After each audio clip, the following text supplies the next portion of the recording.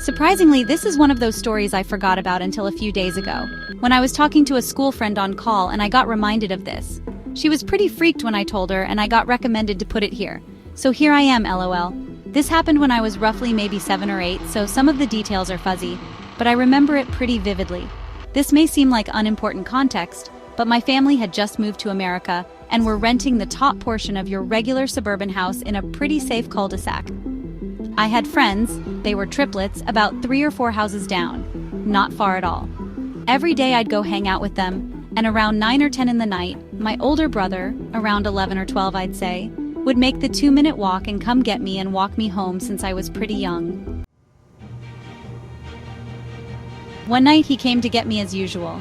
The sun wasn't fully down, but it was getting pretty dark. We started down the walk as normal when he started casting glances over his shoulder. I didn't really notice until he shoved me hard away from the sidewalk and between 2 houses. Each house had a huge fence that separated their backyard, not ours though, and he made me crouch behind the fence. I remember being really scared, but more so confused since I had no damn idea what the hell was going on. More specifically, he was a pretty big prankster. Once he convinced me my older sister crashed her car into the ocean, so I didn't really believe him when he turned and said, "Walk behind the houses. I think someone's following us." Looking back now, he was probably trying to keep me calm. However, whatever calm was left in my tiny 8-year-old body was gone the moment I turned around and looked. The man had followed us behind the houses, and he was just by the edge of a few houses down near a different fence line. He had a black hoodie on, with the hood up, black sweatpants and white sneakers. I have pretty bad eyesight now due to some health problems, but back then it was crystal clear. And I could see, with horrifying clarity, that his jaw was hung open. Like he was just standing there, with his jaw hung open. It was horrifying. I think now that I'm older, maybe he had some kind of medical condition that affected his jaw. Or maybe he did crack. I don't know, but back then I could have sworn on God I was seeing some kind of demon. Anyway, my brother, when he saw me looking and getting ready to freak out, told me to just run as fast as I can to our house. We booked it.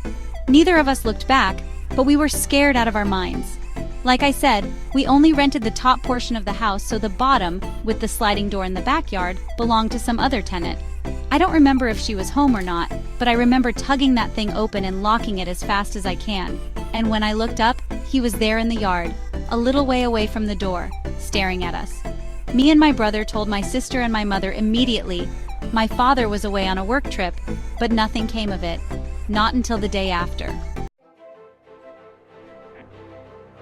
We went to go meet my dad at his warehouse, which had a small live-in portion above it where we lazed around until he was ready to head home with us. Around dusk, he came up and told us we might have to wait since the police were here. He walked us around to the back window of the small area to show us police all around the backyard area of the warehouses. There a few in a line, to a white van parked on the grass by the edge of the woods. Like I said, I was pretty young, so I don't remember many details of what actually happened. But I do remember my dad, who hadn't been told about the day prior, telling us that they found a man and a woman in the van. The man, he said, had his mouth hung wide open. He seemed really disturbed telling me about the whole thing and wouldn't answer any more questions about the woman. Maybe she was dead. I've got zero idea. I do know they were arrested on trespassing charges. I don't know anything else, and I haven't asked about it, and I doubt he'd remember. It's been over a decade and he's pushing 70. But it freaks me out to this day. I still can't believe it happened, and I don't have any answers for it. I talked to my brother briefly about it in hopes he remembered more than I do, but all I got was a long tirade about whatever medical condition the guy probably had for his mouth to be like that. He's an annoying medical student now. Sometimes I think maybe he didn't mean any harm and was just drugged out of his mind. But this was like in the world's safest neighborhood and doesn't explain why or how he showed up at my dad's workplace.